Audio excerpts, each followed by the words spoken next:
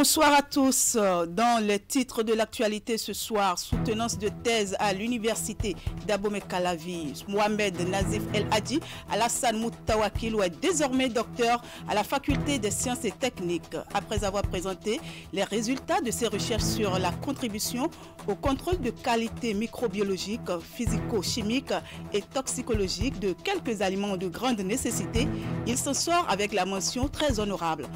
Vous aurez les détails dans un instant. Deuxième édition de la Marche du Cœur. C'est une initiative du ministère du Travail et de la Fonction publique au profit de son personnel. Cette activité sportive a eu lieu ce samedi matin dans la ville de Cotonou. Vous suivrez le compte-rendu dans ce journal.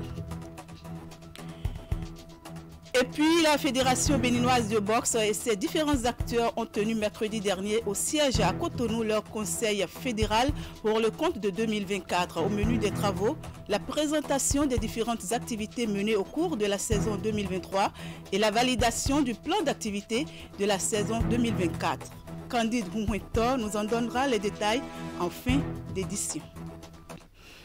À nouveau, bonsoir et bienvenue sur Canal 3 Bénin. Je l'annonçais tantôt, Mohamed Nazif El Hadji Alassane Moutawakilou est désormais docteur à la faculté des sciences et techniques de l'université d'Abomey-Calavi. Face à un jury de taille, il a présenté les résultats de ses recherches sur la contribution au contrôle de qualité microbiologique, physico-chimique et toxicologique de quelques aliments de grande nécessité. Une soutenance de thèse qui lui a valu la mention très honorable. Les détails avec Teddy Goudalo. Au vu du succès de la thèse, il était digne de poser le grade de docteur du M. Abomey-Calavi avec la formation qui est la mention très honorable. Il s'en sort avec la mention très honorable qui lui confère le titre de docteur à la faculté des sciences et techniques de l'université d'Abomey-Calavi.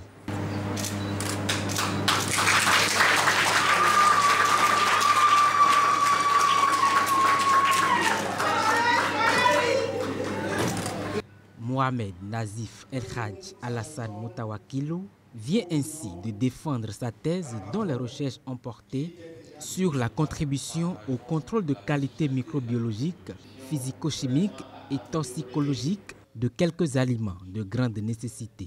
Il s'agit notamment du maïs, le riz, le sorgho, le mil, la farine de blé et bien d'autres céréales. Nous avons, dans le cadre de notre thèse, évalué le risque que les populations courent en consommant les céréales surtout, pour non seulement prévenir, mais aussi pour gérer les cas compliqués, comme notamment les cas auxquels notre pays se fait face, où des denrées alimentaires qui quittent notre pays pour l'Occident se font retirer du marché. Les recherches du nouveau docteur touchent également les produits destinés à l'exportation, à savoir le soja, le cajou et la karité. Le jury, satisfait de la maîtrise du sujet par l'impétrant, juge la thématique d'actualité. Mohamed Nazif El Hadji Alassane Moutawakilou, à travers son document, a évalué les risques sanitaires et phytosanitaires auxquels sont exposées les populations qui consomment ces produits. Donc si nos compétences sont exploitées, désormais on ne parlera plus d'aliments contaminés qui vont traverser nos frontières. Nous avons emprunté des méthodes sophistiquées cependant pour réaliser ce travail, pour que ce travail puisse servir au-delà de notre université, au-delà de notre pays. Et déjà, est-il que nous sommes en collaboration avec plusieurs équipes de recherche qui valorisent de façon indirecte nos résultats.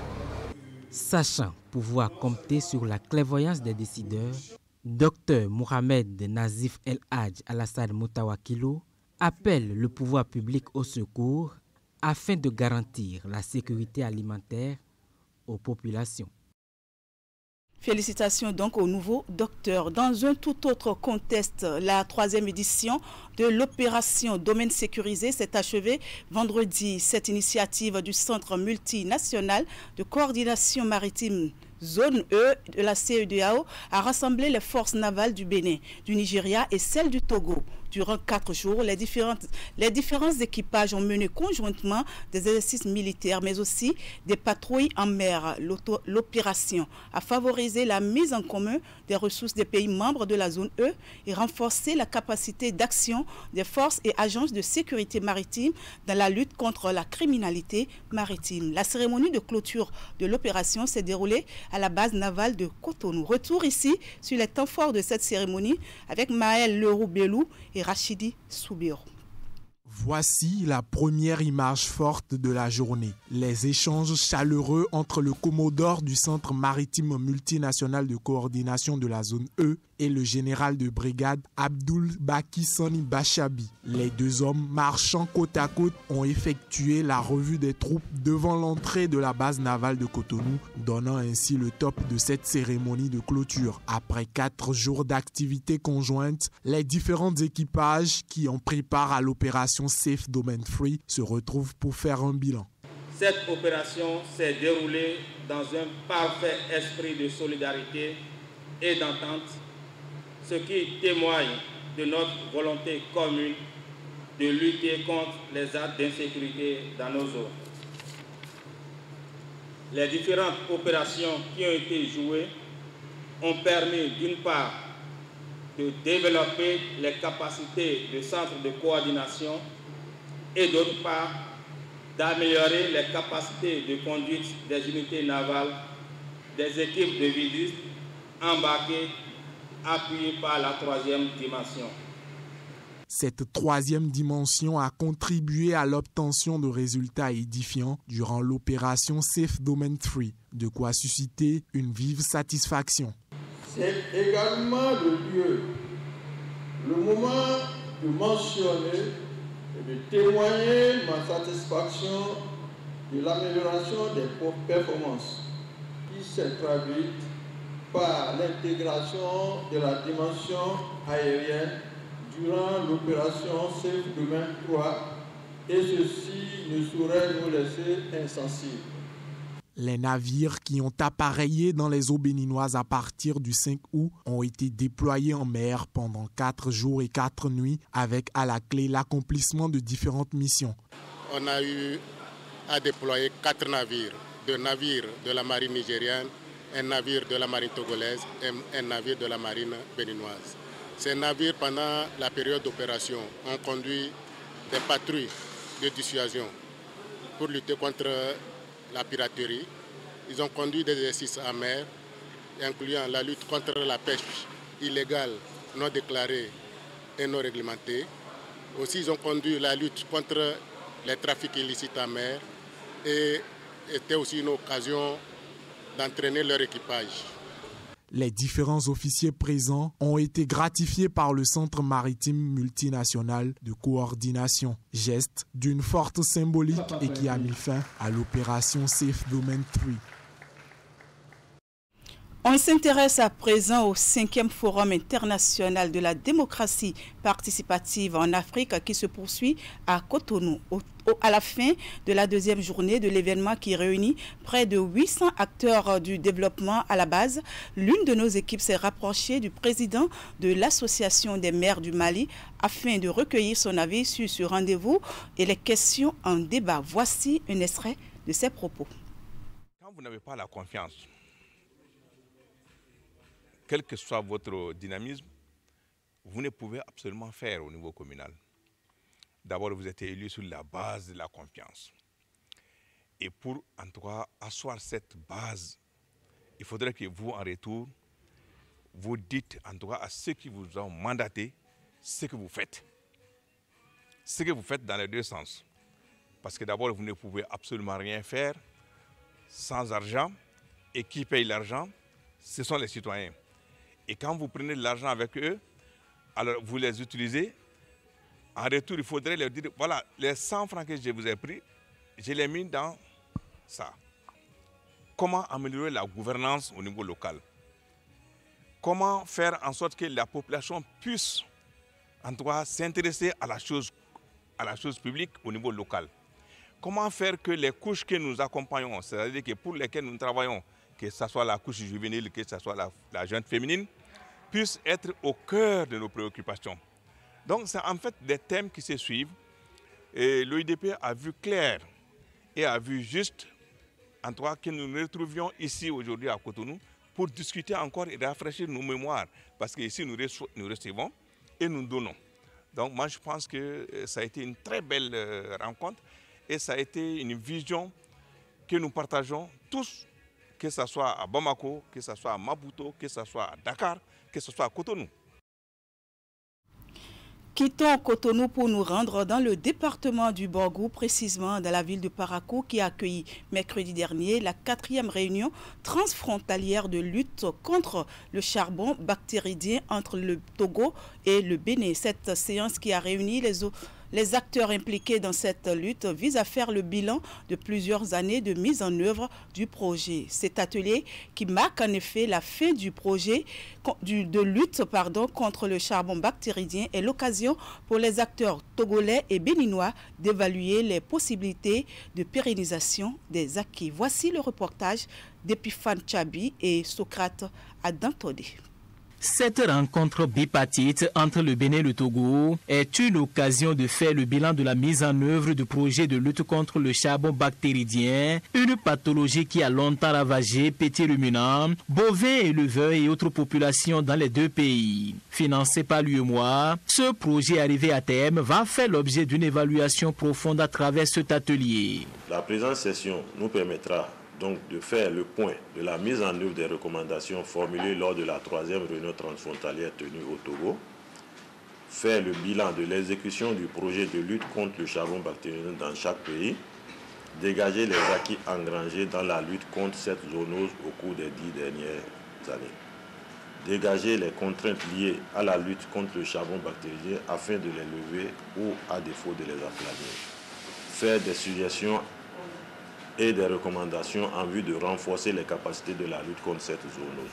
Le charbon bactéridien constitue une zoonose majeure endémique qui a sévi dans les régions des savanes et la Kara au Togo. Le Bénin a connu la même situation et dans une synergie d'action, les deux pays sont arrivés à bout de la pathologie et comptent même pérenniser les acquis issus de la mise en œuvre de ce projet. Ce projet a permis, entre autres, aujourd'hui, de développer des compétences en matière d'identification de l'agent pathogène responsable de ce charbon que nous appelons Bacillus anthracis, mais surtout de pouvoir vacciner les bovins et les petits ruminants contre le charbon, de sensibiliser la population sur les comportements à risque pour éviter de contracter le charbon, d'identifier et de cartographier les champs maudits, les champs sur lesquels les animaux qui sont porteurs de la maladie sont morts avec des spores qui sont enfouis,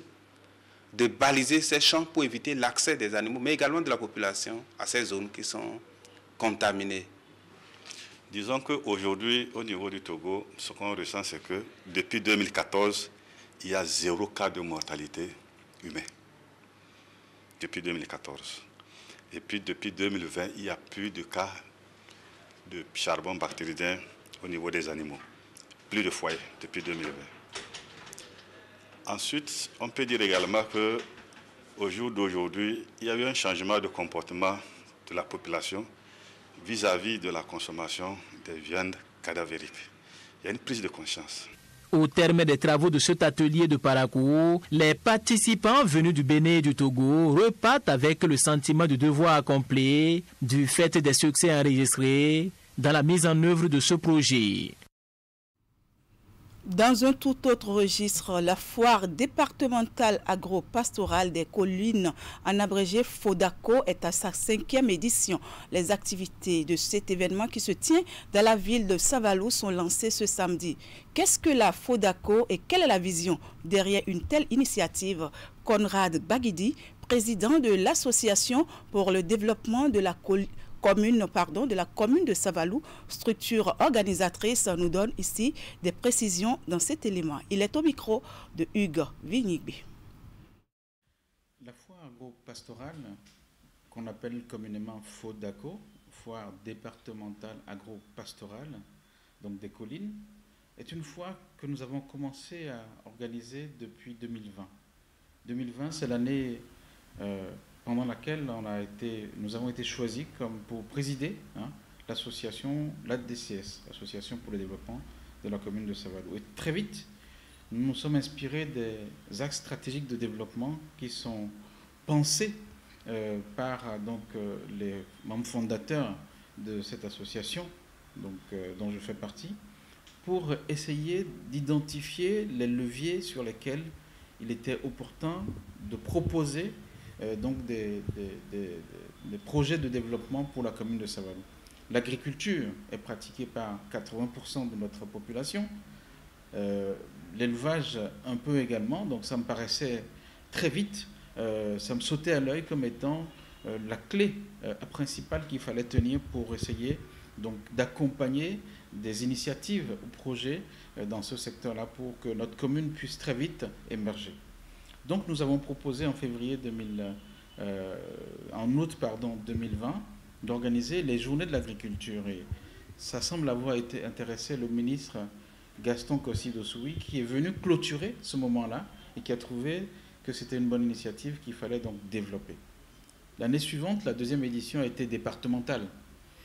Et jusqu'à la 4e édition qui est passée, désormais c'est une foire départementale agro-pastorale des collines où il y a à la fois la commune de Ouessé, de Savet, de Glazoué, de Dassa, de Banté et de Savalou qui donc envoient les acteurs d'agriculture et d'agropastoralité pour essayer de contribuer donc à l'animation de ce moment fort.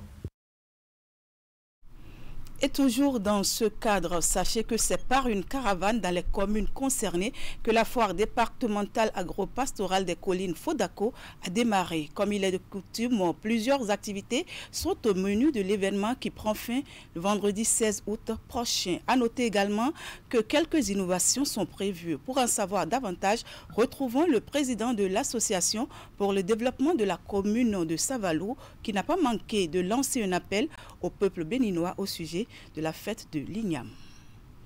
Cette édition est la 5e.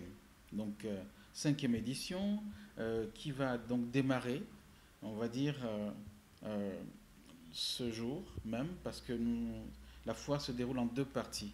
Il y a d'abord une caravane qui fait donc en sorte qu'on passe dans l'ensemble des communes pour essayer donc de préparer ce moment-là avec les acteurs d'agriculture et d'élevage. Et donc, du coup, on sillonne les communes qui envoient leurs acteurs à Savalou. Donc, à Savalou, les stands sont ouverts à partir du 13 au matin jusqu'au 15 au soir. C'est un moment intense, donc il ne faut pas louper. Et donc, clairement, nous avons démarré aujourd'hui, mais aujourd'hui, c'est la caravane. Et donc, on doit terminer la caravane le 12. Et le 13, tout le monde doit être sur les lieux à Savalou pour voir toute la diversité de produits que nous offrons. Nous allons faire beaucoup d'innovations. L'année dernière, on a ramené des bœufs d'une espèce spécifique.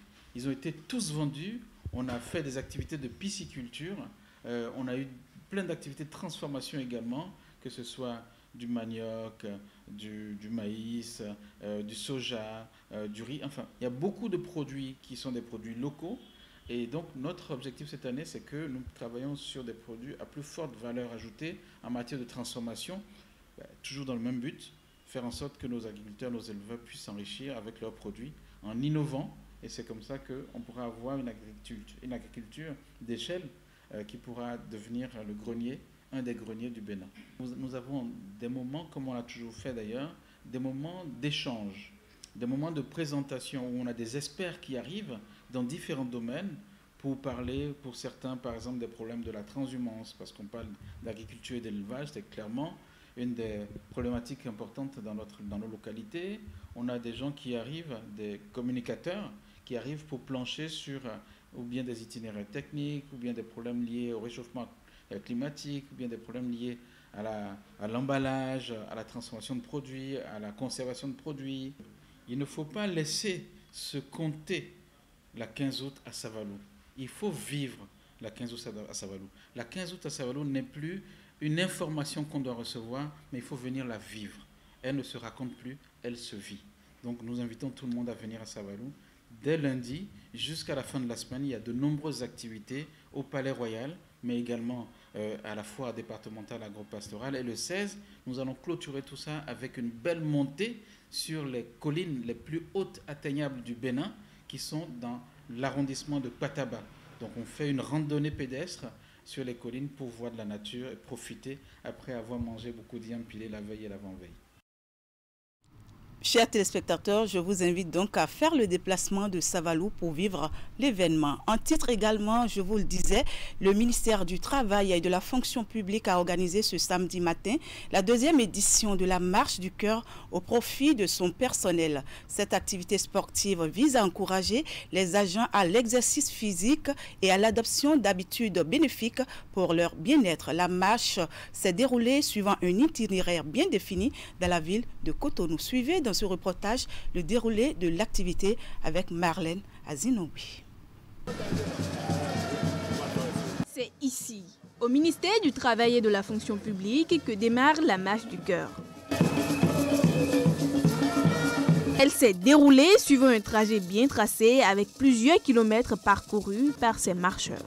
Passant par l'aéroport Cardinal Bernardin-Gantine et le carrefour Erevan, l'activité à l'aller va se poursuivre jusqu'au carrefour fin pavé Fidrosset-Plage. Le ministère du Travail et de la Fonction publique a saisi cette opportunité que le chef de l'État, dans sa vision, a mise au service de tout Béninois pour organiser la Marche du Cœur. Toute personne bien portante participe au développement de son pays. Et le cœur est l'organe principal qui fait que l'homme peut bouger, qui fait que l'homme peut dire je vis. Donc la marche prend cet organe en compte parce que une fois que vous marchez, les rythmes cardiaques s'accélèrent, le sang se fluidifie, vous avez la sueur qui sort du corps. Et ça draine tout ce que vous avez comme toxines et ça sort de votre corps. Cette activité sportive, au profit du personnel du ministère du Travail et de la Fonction publique, vise à promouvoir un mode de vie sain et à l'encourager à insérer ses habitudes dans son quotidien pour sa santé cardiaque. De nos jours, lorsque vous allez à l'hôpital ou bien lorsque vous consultez un médecin généraliste, la première question qu'il vous pose, c'est de savoir est-ce que vous faites le sport, est-ce que vous marchez. Donc du coup, le sport est devenu le premier médicament que prescrivent les médecins. Le sport, c'est un secteur qui tient à cœur au chef de l'État, le président Patrice Talon, et à tout son gouvernement. C'est d'ailleurs ce que Madame le ministre du Travail et de la Fonction publique a compris en autorisant cette activité qui participe à la bonne santé physique, aussi bien du personnel que du personnel d'encadrement. Sur le chemin du retour, cap est mis sur la place de l'Amazone. Ensuite, les marcheurs se sont dirigés vers la place du souvenir avant de revenir au point de départ. Même si on est fatigué, parce qu'on a pu tenir du début jusqu'à la fin, c'est de bonnes impressions. Elle est à pérenniser, je nous encourage à le faire de plus en plus. Si le sport était un médicament, ça serait le médicament le plus vendu dans les pharmacies. Vous voyez? Donc c'est bon de faire la marche, 30 minutes de marche par jour. Cette marche du cœur s'inscrit également dans le cadre de la célébration des 64 ans d'indépendance du Bénin. Les organisateurs souhaitent sa pérennisation. Eh bien, faisons du sport pour rester en forme. Pour finir, sachez que la Fédération béninoise de boxe et ses différents acteurs ont tenu mercredi dernier leur conseil fédéral au titre de l'année 2024. Une activité statutaire de la fêtière du noble art au Bénin, au cours de laquelle l'exécutif de la Fédération a présenté aux différentes parties prenantes les diverses activités menées au cours de la saison 2023 et fait valider son plan d'activité de la saison 2024. La rencontre s'est déroulée au siège de la Fédération fédération à Cotonou. Des précisions dans ce reportage de Candide Humweto et Eder Mpevi. La Fédération béninoise de boxe opte pour la démocratisation de la gestion du noble art au Bénin. C'est à juste titre que l'instance réunit ici ses différents acteurs au Conseil fédéral de l'an 2024 pour faire valider les activités menées au cours de la saison 2023 et faire approuver son plan de travail annuel de la saison 2024 par les acteurs eux-mêmes. Ces derniers ont eu droit à une présentation détaillée du rapport moral d'activité et celui financier de la saison 2023, lesquels rapports qui seront approuvés après plusieurs minutes de débat. Le vote a été fait par acclamation pour l'adoption des différents rapports qui ont été présentés et par le secrétaire général en ce qui concerne le rapport d'activité de 2023 et celui financier présenté par le trésorier général. Ce qui m'enchante, c'est que quand les débats ont été ouverts, nous avons suivi vraiment la satisfaction des uns et des autres et qui ont souhaité et que nous continuions dans ce sens parce qu'ils se sentent désormais concernés. Ils ont constaté que c'est la démocratie désormais que nous mettons en branle, que nous mettons en vogue. Ils ont compris que c'est la transparence désormais au niveau de notre fédération. Après la validation des différents rapports d'activité de la saison 2023, le bureau exécutif de la fédération a présenté à ses différents acteurs le plan de travail annuel de l'instance pour la saison 2024. Un plan passé au scanner avant son adoption. Il y aura beaucoup de nouveautés. Le Borgou aura un ring installé à Parakou. Le Zou aura un ring qui sera installé ou à Boïcon ou à Abomey. Ils vont décider. L'Atlantique va garder son ring et le Plateau aura son ring. Parce que nous avons l'ambition de faire un championnat linéaire désormais. Nous voulons aussi commencer par faire le championnat scolaire. Et nous avons choisi des collèges et des écoles pilotes où certains professeurs d'éducation physique et sportive se sont déjà mis à l'œuvre et sont en attente d'équipement et de formation par les entraîneurs pour le B.A.B.A. Et vous allez voir que nous allons lancer bientôt la boxe éducative. Les différents acteurs sortent de ce conseil fédéral sur une note de satisfaction. Et la Fédération béninoise de boxe entend pérenniser cette activité statutaire pour une bonne gestion du noble art au Bénin.